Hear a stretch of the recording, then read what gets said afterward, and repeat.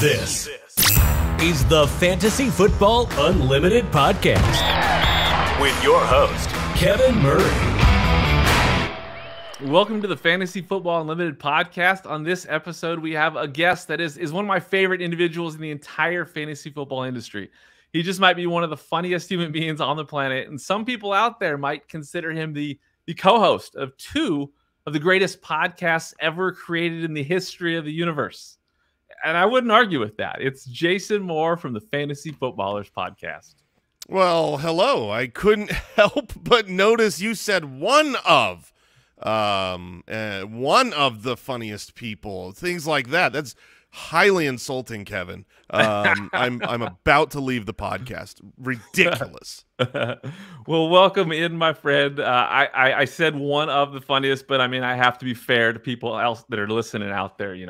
You know where my bias is, but we got to be fair. No, I'm just giving you a hard time, man. I appreciate it. So, hey, it's been an honor. It's an honor to have you here. You guys have had an incredible journey since 2014. Can you believe that? It's almost been 10 years. Yeah, that is crazy. We all worked together for a long period of time at my former business, and that's kind of where the three of us on the show came together. And we realized recently that we have now done this job longer than we did the former job. That was huge chunk of our lives. So yeah, it's been a long time running. That's awesome. Now I've had the privilege of spending some quality time with you guys in multiple states: Texas, New York, Nevada, Arizona, and one word always comes to mind. It's authenticity. You guys are the guys on the show are the same guys in real life, fun, competitive, I thought the one word that was going to come to mind was competitive. So I'm glad at least snuck into the paragraph version. Exactly. Authenticity, which, the foundation of that is just your fun nature and obviously the competitiveness. I've seen that. I've been on the other side of a foosball table and have seen that firsthand. Yeah, you have lost. Yeah, bad. So, but obviously you guys have had a huge, massive impact on listeners, your Foot Clan, as well as obviously within the fantasy football industry. And your origin story is really cool. Now, do you mind if I take a shot at summarizing that for the listeners? Let's see if you've got it. Okay, all right. So three guys working together at an online gaming company. They're obsessed with their work fantasy football league. So dedicated that two of them, Andy Holloway and Mike, the fantasy hitman Wright, started a podcast for the league, and it was pure gold. So entertaining, funny, captivating that part of the co-owner of the company and fellow participant in the league, suggested that they should turn that podcast outward for the world to enjoy. How am I doing so far? You're doing pretty well. It wasn't a company league. It was a league that the three of us at the company worked in, but otherwise you're doing great. Continue. All right. Okay. So the first few episodes came out, and you heroically, like a dude from Braveheart or something, swooped in to make some suggestions to the guys because the new podcast just didn't seem to have the same oomph as the league podcast. And then you joined the podcast yourself and then basically helped guide this triforce of power of Andy, Mike, and Jason of the fantasy footballers towards industry domination and collecting every imaginable award given out in the fantasy sports industry for the next decade. Did I miss anything? Yeah, I think you're pretty much right there.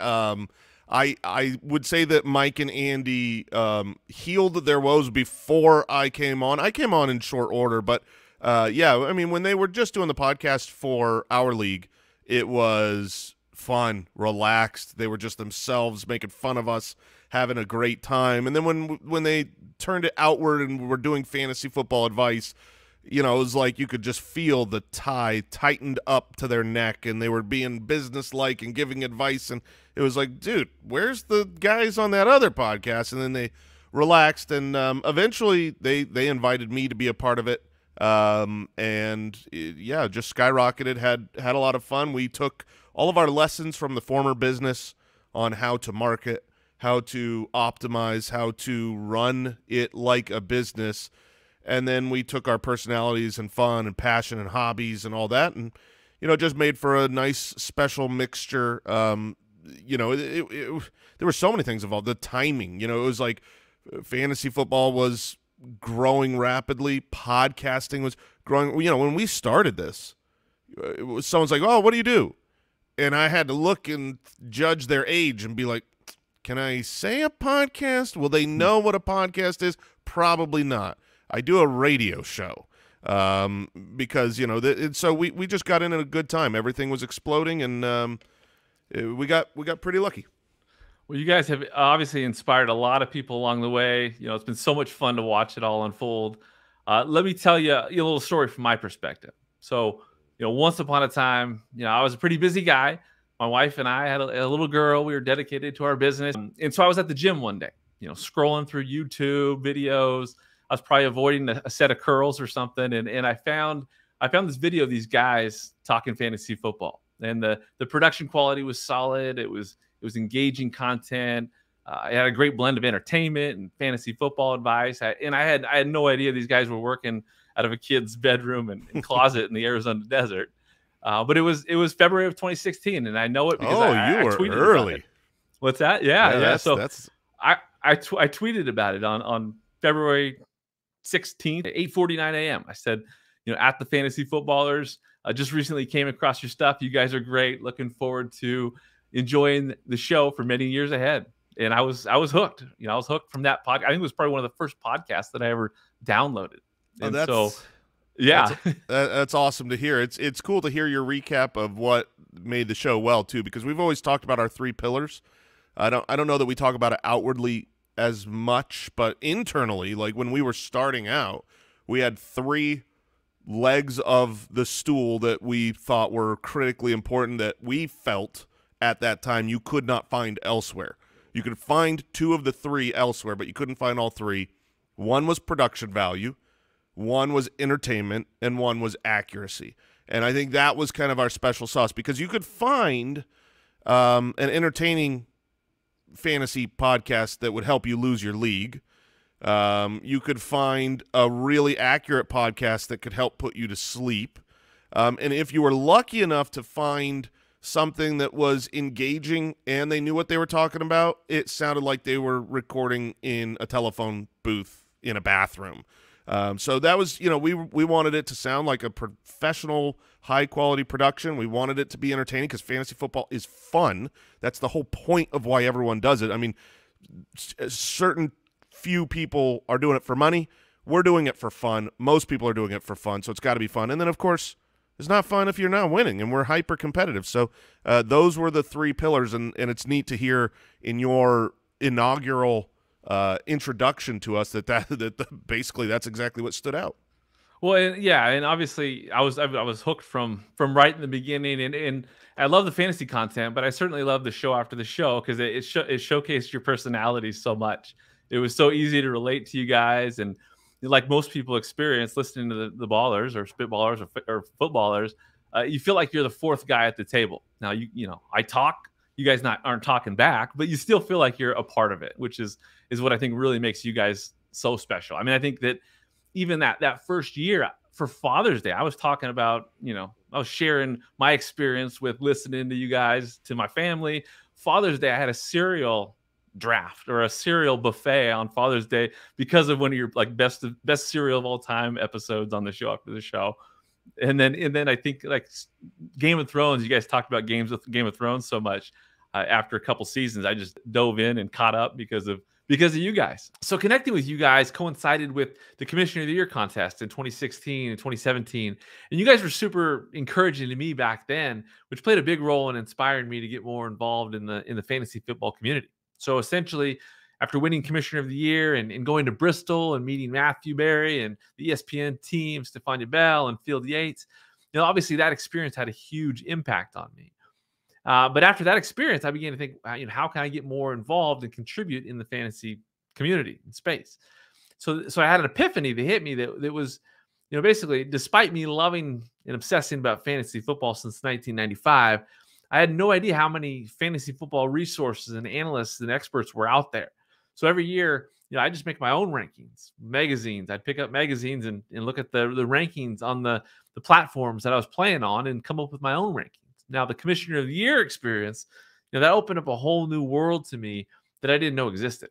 You know, it was through that experience that I connected with a ton of people on Twitter and discovered, you know, your podcast and other resources.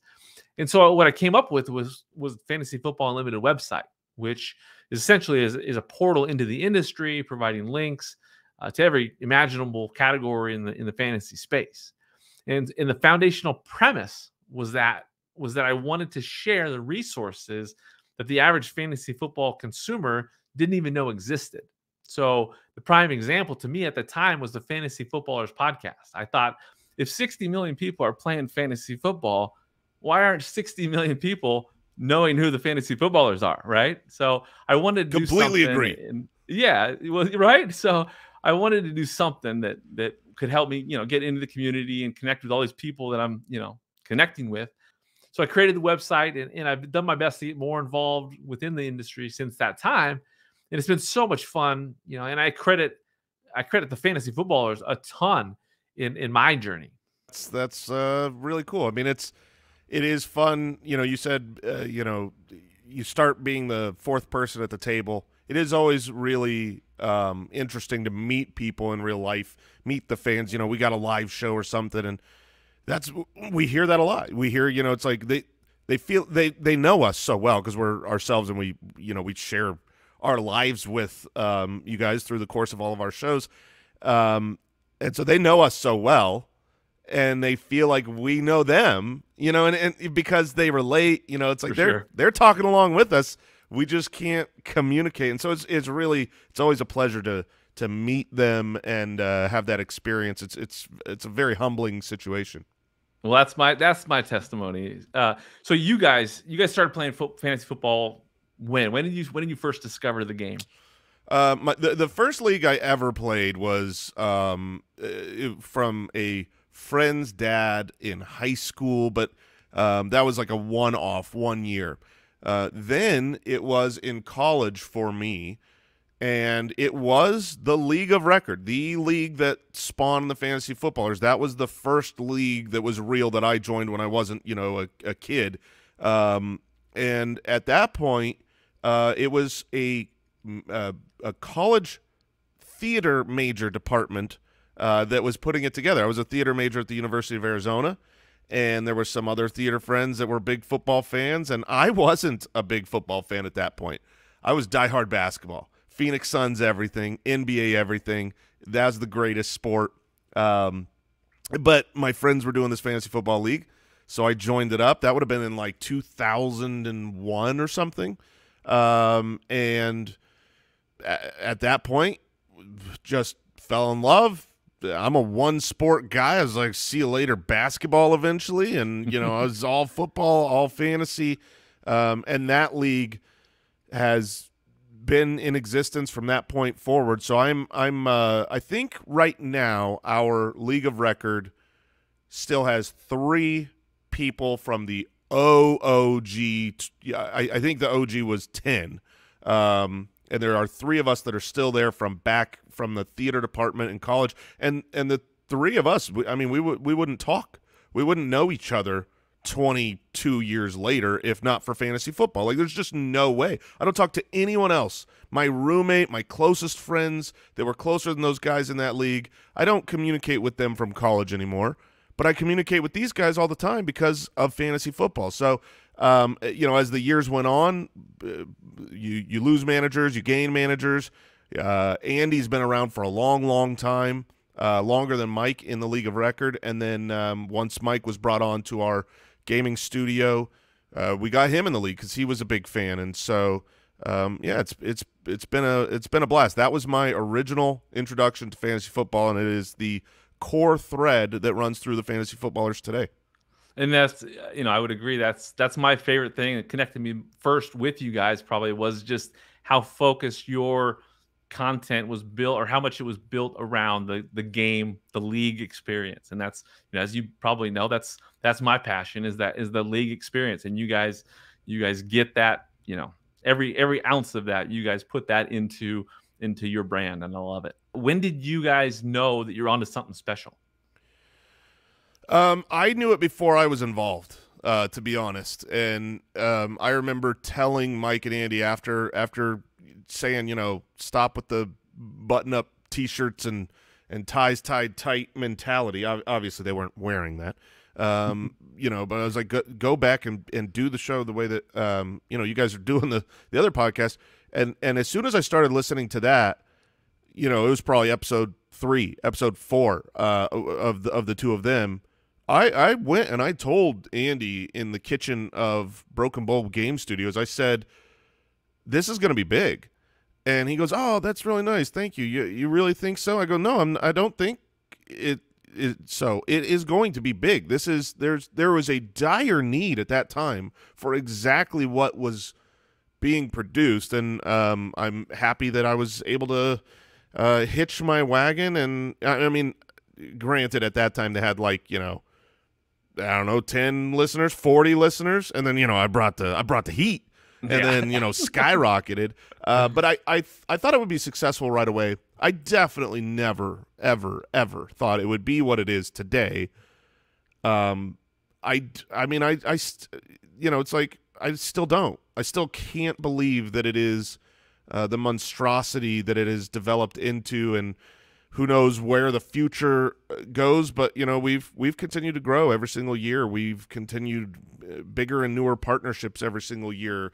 You know, we work with companies that I never thought we would work with in the past, and, you know, we're close with Spotify and with the NFL and with you know, a lot of the major players in media.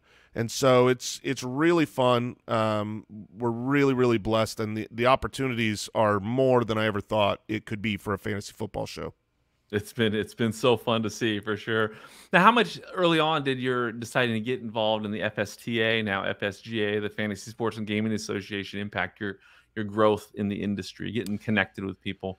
Yeah, so early on, that was really important to us.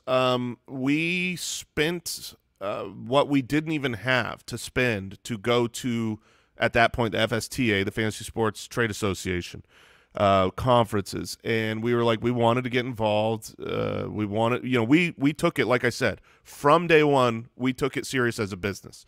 This was a fun, passionate hobby, but this was, you know, a business, and we were reinvesting in the business when we took a trip to, I think the first one was Dallas is where we went. And, from that point through the next, I can't even remember the number we've been to now. I remember about 10 conferences in, so that's 5 years, two per year. Every single time, the tickets are expensive, and it's like, is this? And then you got to fly, and then you got to have hotels. It's an expensive trip, and every single time before you go on that trip, it was like, is this possibly worth it? Like, I know it's fun, and you could say, well, it's just a good time, but is it, like, financially worth it? And every single time, those first 10 or so, we made a relationship or made a connection or made a deal specifically that proved well more valuable than the cost of the trip. And so it always paid off. It was a pretty big deal. And it was, you know, when you develop relationships with the right people, that propels things forward, because, you know, I would say one thing I've learned over my 20 years of doing business is a handful of people control a lot of things. And so if you can, you know, get with the right people and build those relationships, it's disproportionately helpful. That's awesome. That's great. Great advice. You guys recently spoke on a podcast about some of your favorite memories of the show. The two that you guys really highlighted are the two ones that popped up in my mind. It was the Minnesota live show, and of course that 1000th episode when your wives made the appearance. That was amazing stuff. But I remember that live show. I remember being at work. I streamed it, you know, on my computer, and the energy in that event just popped right through the computer screen. It was such a monumental event. I know it was a huge deal to you guys. And then I got to see you guys in a live show in New York, which was so much fun. I mean, so much. I mean, the stage dive, all that. You've seen some GIFs that I've probably made, you know, with that event. So cool. But you guys have a live show coming up in LA this summer. How excited are you for that? Yeah, that one's going to be crazy. That Minnesota show was special. It was our first traveling live show. and we just didn't know. We just did not know that there were that level. I mean, we at that point, we would get stopped every now and then. We would get recognized every now and then.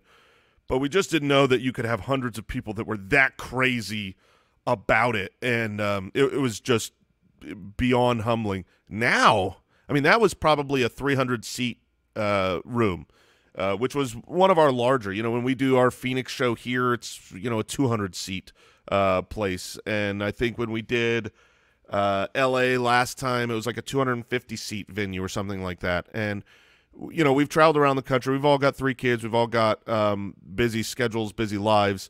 And instead of going to 5 different locations across the country and taking weeks off of work and having to pre-record, we decided this year to do something big, to have one mega show, a megala show in L.A., 1,000-seat capacity, something that has really never been done in our industry to this scope and scale, and see if we can't pack 1,000 fantasy football and fantasy footballers fans into one building, get crazy, and have just an awesome shared experience with each other. Because those shows, they really are a shared experience. They're a memory. They're you know, it's not like you're going to a movie and being like, that was good, cool.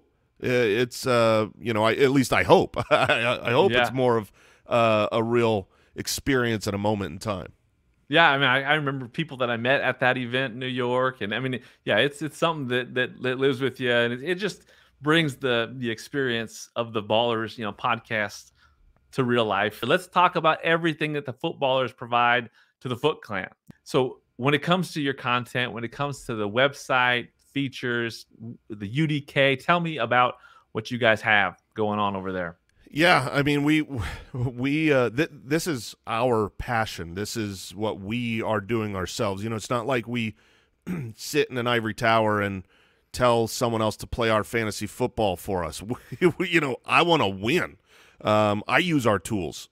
We build the tools that we're like, you know what we need? We need this. And it's not we. It's, you know what I need?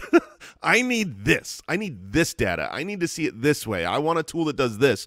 And we now have a team that can build that stuff and try to get ahead of everyone else. You know, we dive deep. So, yeah, we've got the Ultimate Draft Kit for kind of the draft season. The UDK Plus, if you want to include Dynasty and DFS, we've got, you know, basically all season long, all the information there that you need.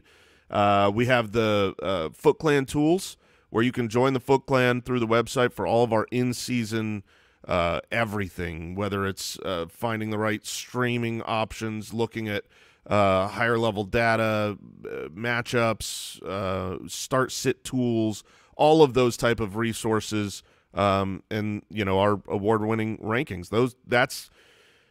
It all exists because we are passionate players ourselves, and we've thankfully been in a position where we have the technological ability to create some cool stuff. We've got a great team here. We've got 2 of the smartest developers on planet Earth that can build anything and everything.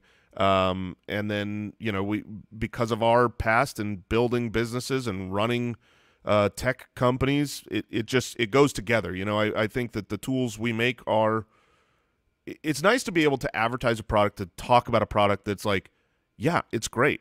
I can say it's great because I know it's great.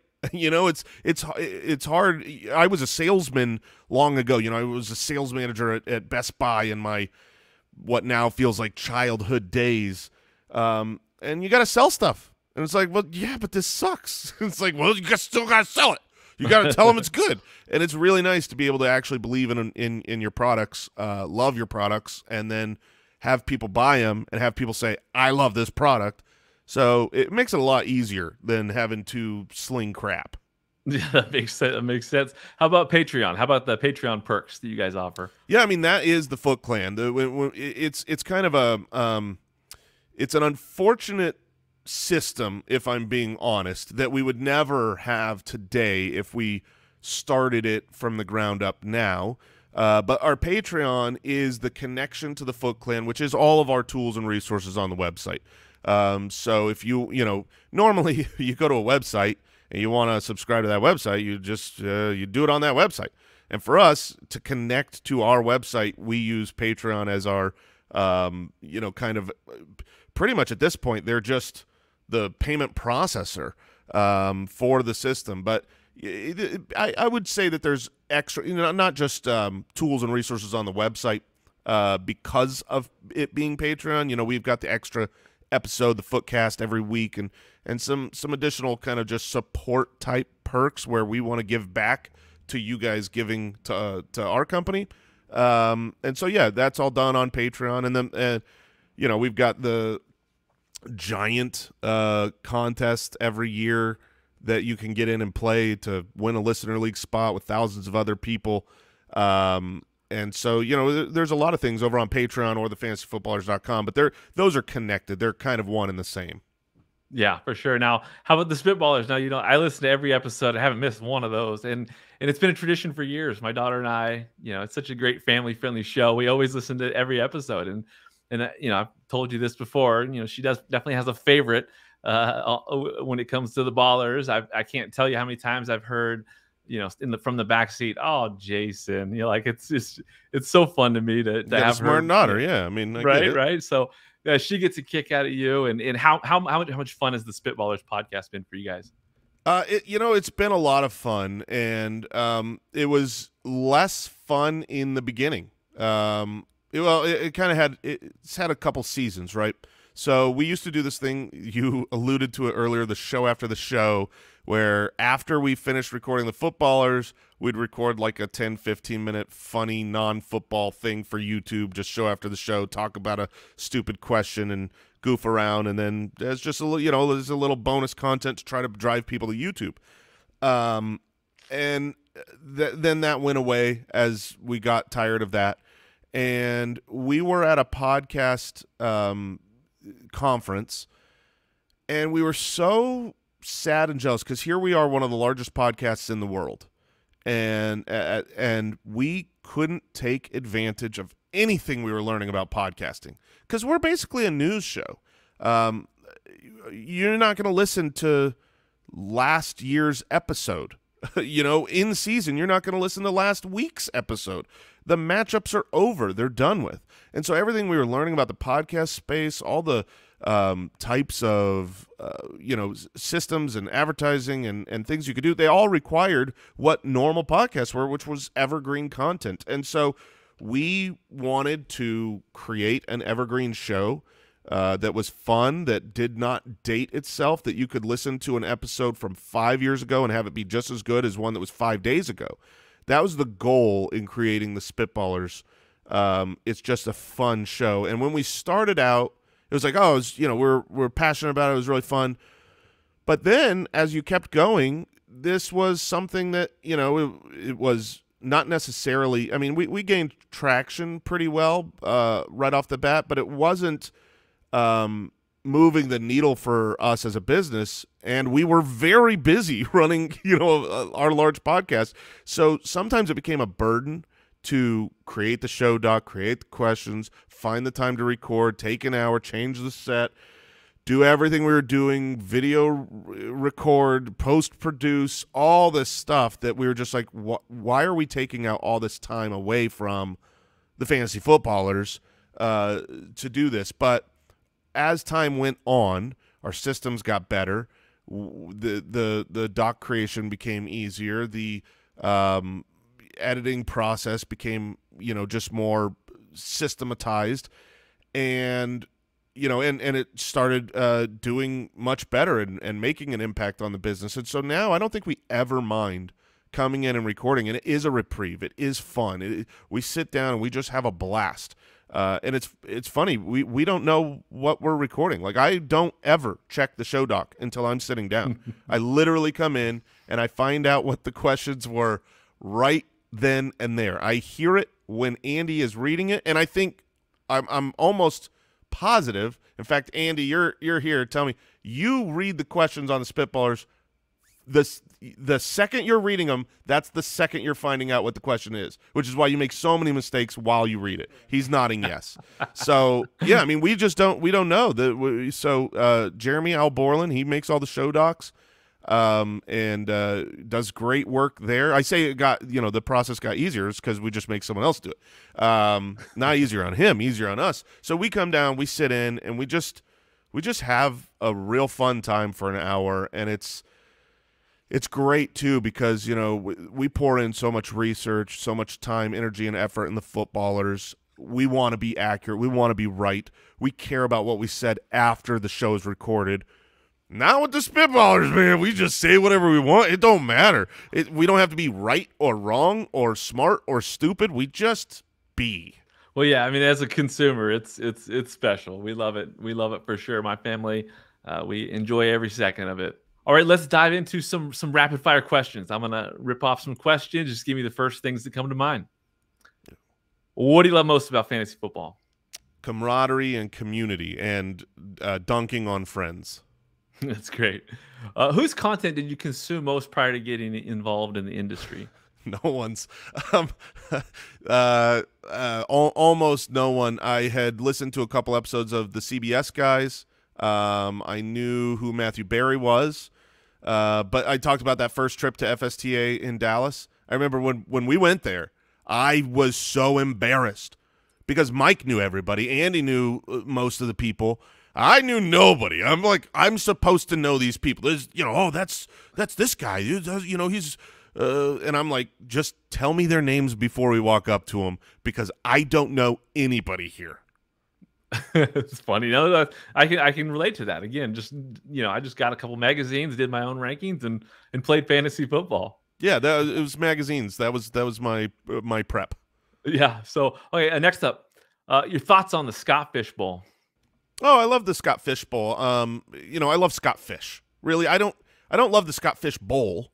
I don't care enough about it. We're in it every year, and I just am really hoping I set my lineup every week because I don't want to be a bad manager, but I don't put time and energy and effort into it. But I love Scott Fish, the man, and what he does for the community. And he is, you talk about us being authentic. He is the real authentic man in the industry, humanitarian award winner, deservedly so. What he puts on and what he does, the energy and effort he pours into it is outstanding and amazing, and I will love anything that man does. I love it. Great answer. What's your most memorable home fantasy league experience? It was Allen Robinson running down the sideline for a 70-yard touchdown in what would have been week 16 of whatever year it was, where I got my first championship, and I'm in my living room, and I'm in my underpants, and I am hot kicking and clapping under my legs because I just realized I'm taking it home. I'm winning that championship. He just brought it to me, baby, and that was my first one in the league of record. I will never forget that moment. That's what it's all about. That's what it's all about. All right, what's your favorite last place punishment idea? I do love the Waffle House thing. We've never done it, but you've seen it where you've got to have 24 hours in a Waffle House, and every waffle you eat gets you 1 hour fewer. So if you can eat 10 waffles over the time you're there, then you still got to be there 14 hours. And so there's this juxtaposition of just destroying yourself or living at a Waffle House. I think that is hysterical, and I would sign up for a league that had that. How fast would you get through it? I think could I eat 20 waffles in 4 hours? No. Could I eat 15 waffles in 9 hours? Yes. So I think I would be there under 10 hours. Just a work day. Yeah, just doing some good work. Well, what's your favorite way to determine draft order in fantasy football? Record. I most of the leagues I play in are keeper leagues or dynasty leagues, and I'm a firm believer of let the worst teams pick higher and the best teams pick lower and have parity in your league. Obviously, if it's just a complete and utter redraft, then my preference is complete and utter random. Nothing that could be skill-based. Sounds good. What's some of your advice on making leagues more engaged, maximizing league engagement? We talk about the value of communication. You got to have a hub to communicate. Our leagues, we've always had like a Slack channel for the league, and there's so much communication, so much smack talk, so much gift sharing. And if you don't have a hub where people are having fun talking about the games, talking about football, not just like here's where we offer trades, but just engagement of the league, then I don't know how you could have a really great league without a communication hub.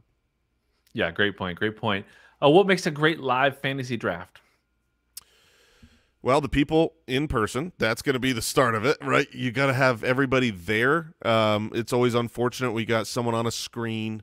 I love when you can have everybody together. And if you want it to be great, then you need to have a couple of things. You need to have food. You need to have some swag. Have your teams, have your logos, have your shirts made and your cups out there, and have your table set up for where you're drafting. And then if you want to go above and beyond, find something unique. We had the podium one year and had someone come in a tuxedo and read our picks through the first couple rounds. We'd hand them the card. They'd go up and announce the pick. Look, this is your wheelhouse. I feel like you are the one that probably has all the ideas as to how to spice up your draft, how to spice up your randomizing of your draft order, all those things. So I cede to you on those questions. Hey, I appreciate that. No, you guys do it right. I've seen the food that you guys bring to the draft. Pretty nice. Pretty sweet spread last year.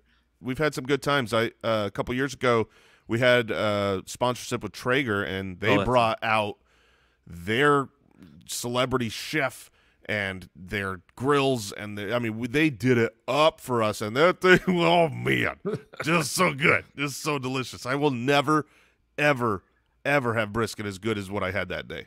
Sounds like a dream. Would you rather attempt to return an expensive item to a store or customer service without a receipt, or go to a doubleheader baseball game? you know two things I hate. It would without a shadow of a doubt be the customer service. I will happily deal with that. A doubleheader baseball game? That's like deleting a day out of my life. Would you like to lose a day, or would you like to just have an uncomfortable moment? Give me the uncomfortable moment. That's good.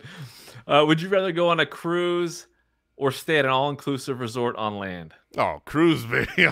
That's too easy. I'm a cruise boy. I just got back from a cruise, and I've got at least one more scheduled in my life. If I don't have a cruise scheduled, then I am in need of scheduling a cruise. That's how I live.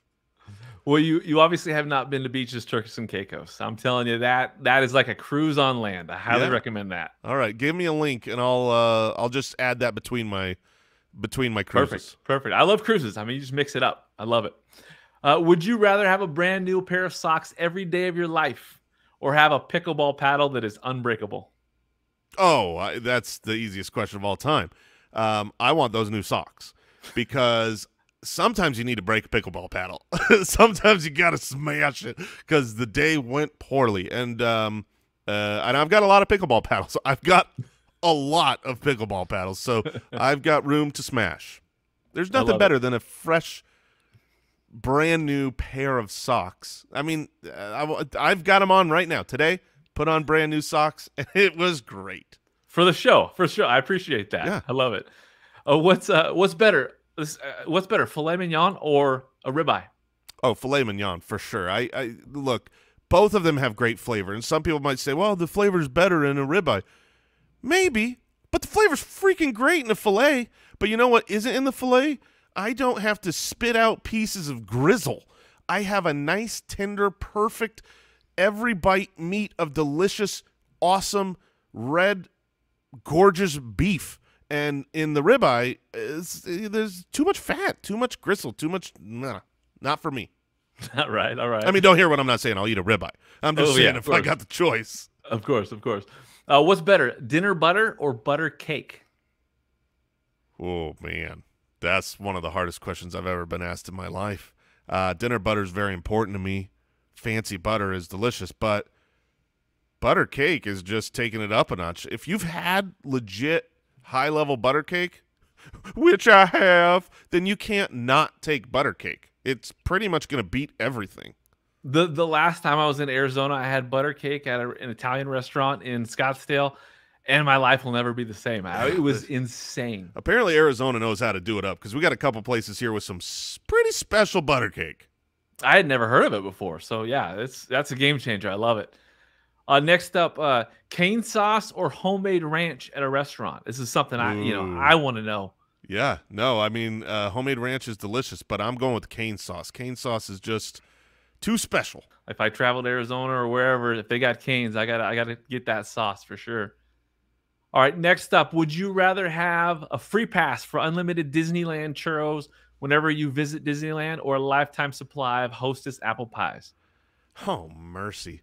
I guess it's just a matter of how practical I want to be versus Disneyland churros are better than Hostess apple pies.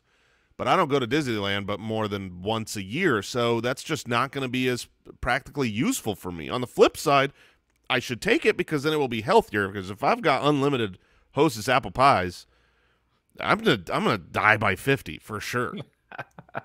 Okay, next up, would you shave your beard if it meant you would never have to worry about sweating again? No chance. I would shave my beard if and only if I was in shape and had a great jawline. Instead, I am out of shape and have a neck like a turkey. But you don't know that because I got a beard. Where would you live if you could escape San the Diego. Arizona desert? San Diego? Yeah. San Diego. Give me 75-degree weather round the clock and a nice breeze. I'm going to be near the beach. Heck yeah. Right on, right on. What do you dislike more, cats or spiders? Oh, spiders. Cats have redeemable qualities. Spiders are devilish monsters that shouldn't exist and serve no purpose. That's a good answer. No, I was worried because that's the one concern with you guys at the Ballers and your distaste for cats. I've had some cats in my life that have been pretty cool. So, I mean we're dog people, we're dog lovers, and so you know how people are tribal, and if you love one thing, it means you have to hate the other thing.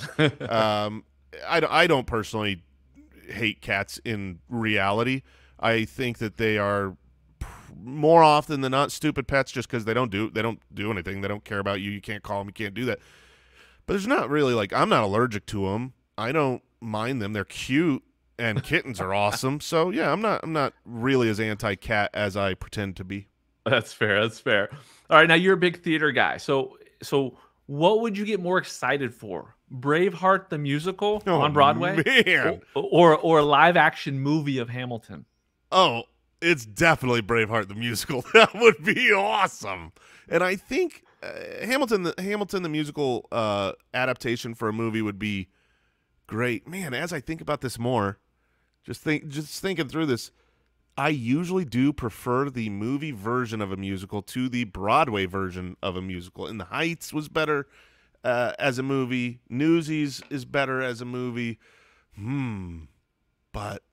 But Hamilton exists, and I want to see the Broadway version. I want to see how they cut people down on stage. I love it. What's life been like with DFS and Best Ball in Arizona? It's been great. It's really opened up that wing of our business because we don't like to do things that we don't like to do. It feels disingenuous. If we're not able to succeed at it, if we're not able to be good at it, why are we giving advice on it? And, in the beginning days, we barely dabbled in DFS product-wise because we couldn't play. But now over the last, couple years where we play weekly, we do well at it. Andy won the Millie Maker, in the third week available to us, and we are involved every single week in fun prop bets and, just things that we see small advantages to. I think it's been really just fun. Obviously you got to be careful when you're talking about gambling and things that could be addictive to certain people. For for us around here, it's really just small skin in the game to have some fun, and then it allows us to be more genuine with the resources we can provide through the fantasy footballers. Great stuff. Yeah, I can't wait until I get access to that in Washington, but I don't know when it's coming. What advice do you have for aspiring fantasy football analysts, wanting to get more involved in the industry? Yeah, this is the entrepreneur in me. I would say do your own thing. That would be what I would do. I would worry less about latching on to some wing of something that is successful, and I would say, I'm going to create my own brand and do my own thing and figure out how it can be seen, figure out where my specialty lies, figure out whether I'm good at this, whether people want to hear what I have to say, whether they value it, whether I can market it, all of those things. But if I'm starting out and wanting to do something, personally, my advice would be do your own thing, build your own brand. I love it. It's good advice. How much has the support of your family meant to you during this journey within the industry? Nothing. Don't give a fart about my family. I don't even barely remember their names. No, it was everything in the beginning. It was unbelievable that all three of us, we had gotten to a point where we were pretty much all three in need of jobs before we started the Fantasy Footballers. The business that we had all worked at together, I had left it a couple years prior to the creation of the Fantasy Footballers. It had started to go under. Everyone's kind of looking for work, and here we are jumping into full-time fantasy podcasts on this company that isn't making enough money to pay our 3 mortgages with 9 collective children, and there was never one moment that I am aware of from any of our wives or families of a lack of support or a doubt, not having belief, and not worrying about that side of it, I'm sure meant more than even we realize now, because we didn't experience the flip side. We didn't experience the stress and the doubt and the worry that could have been there. We experienced support, and so we were able to keep our heads up and work well. That's outstanding. I love it. I love hearing that. How about the incredible team that you guys have assembled at the Footballer Studio? Describe what you feel when you think about the growth of the brand, the company, and all the people you got in that building. One thing that I know from the former business that I ran is that the people you work with are everything. And we have the greatest core group of people that I could ever dream to work with. Every single person in this building is awesome as a person, is great at their job, is passionate over the work they do, is self-reliant and self-capable, and they want to grow and get better, and they we're all genuine friends and buddies, and we've scaled up in here as a business. When we first got this studio space, it was the 3 of us, and we brought in this guy Brooks from across the country, and it was just the 4 of us just in this studio, and it felt so much bigger than what we ever needed. We just had space galore, and now we are literally in the process of construction. We have big plastic sheets up over our stuff because we bought the suite next door. We're ripping down walls. We're expanding because we had too many people in a small office. Felt like we were back in the upstairs bedroom. Not the owners. We had a pretty sweet office. But, our peon employees were smushed into a little office. So now they're going to have great big areas to stretch their wings and fly. But we've got 2 programmers. We've got our 2 main producers, in Owl and Brooks. We've got a new social guy and a social team with Papa Josh doing customer service and the Rapscallion managing socials, the 3 of us, and our developers are awesome. So our team couldn't be better, and we are very efficient. We don't want to just hire 20 people and have everybody do a little bit. when you're here, you do a lot. That's awesome. That's awesome. How about the Foot Clan? What are your thoughts on the Foot Clan? They are undefeated. If there is a vote, we win. They are strong and they are mighty, and they are good people. That's one of the things I love the most about the Foot Clan is that when you go to footclanleagues.com and you see other people that, I don't want to take complete credit for how good they are, but I'll take most, because when they find our show, if they enjoy it and they are like-minded to what we have on the show, a fun atmosphere, a family-friendly lifestyle, and all of those things, and they're like, yeah, I want to be part of that community, they tend to be pretty cool people, shared passions and shared senses of humor, and obviously they're very smart and handsome if they're part of this. So I love the Foot Clan. Awesome. And how about your counterparts, Andy and Mike? How much do those guys mean to you? Well, they mean quite a bit. We have been together now for just forever, 15 years. I mean, Andy I met in high school. He was my first employee ever hired for NBN web design, nothing but net. I think he was 14, I was 16, and we've known each other a long, long time. We've worked together for our entire adult lives now. We're great friends. Our families are super close. We live near each other. Life is together. And so, yeah, I mean, I without those two guys, we couldn't do what we do. And so I think we have a healthy respect for one another and a lot of love for one another. Well, you guys are amazing in the way you guys bring unique qualities to the show. Each one of you guys has some strengths that really come together for sure.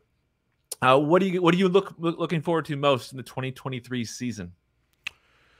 The 2023 season, I'm looking forward to the most. I'm probably looking forward to winning a championship again. We've got 4 main leagues, and I think the thing I'm most proud of is that since we've done this show, and we're going into season 9, I have had a championship in at least one of those leagues every single year. But right now, Mike and I share a team in the Dino Junior where we are champ. We have won back-to-back-to-back titles, and I need that 4th. I need that 4th, baby. I need to champ. I need to be able to say that around everyone else and dunk on them. So that's what I'm looking forward to the most right now. It sounds so good though. I love that. It does. You got to try the 4-peat. And this is the rumor that you have never lost in a fantasy football championship game. Is this? It is not a rumor. It is not a rumor. I hate that it was put out into the public space because now I know that we talk about regressing to the mean on the law of averages. It's gonna come back to bite me.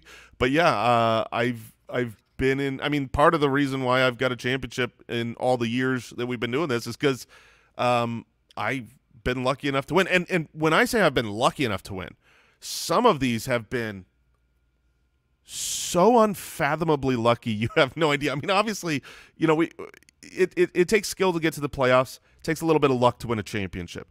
But there have been at least 2 of those teams during this 8-year stretch run where my team was so far and away the underdog, it was a foregone conclusion that I was going to lose that championship, and I haven't lost one yet. So, yeah, the fantasy people up above, they're smiling down on me so far. But now that I've let that cat out of the bag, I'm sure it will come to bite me in the butt. Yeah, I could not believe that when I heard it, and so it's definitely, I'm sure, something that's going to be part of the fantasy footballers' storylines from in the years to come. Well, I hope it stays part of the storyline. Yes, for sure. It's like beating Owl on the Spitballers, right?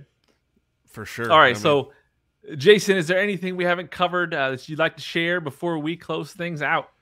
What haven't we covered? No, I think we're pretty good. I could talk. If you want to know about my grandparents, I can bring them up. I don't know much about them, to be honest. Next time. That's a bad example, but yeah, next time. All right, tell the listeners where they can find you and the rest of the ballers. Yeah, I mean, everything will branch off of the Fantasy Footballers. You can go to thefantasyfootballers.com. You can find the Fantasy Footballers on Twitter. You can find me at JasonFFL on Twitter. But yeah, I would just download the podcast, download the Fantasy Footballers, download the Spitballers, subscribe, and join the ride. There we go. There we go. Well, thank you so much for joining me, Jason, on this episode. I cannot wait to see what is next for the Fantasy Footballers in 2023. Thanks for having me on, Kevin. Have a good one. Absolutely. Thank you for listening to the Fantasy Football Unlimited podcast. Until next time, be sure to follow and subscribe to all of FFU's social media accounts for daily content.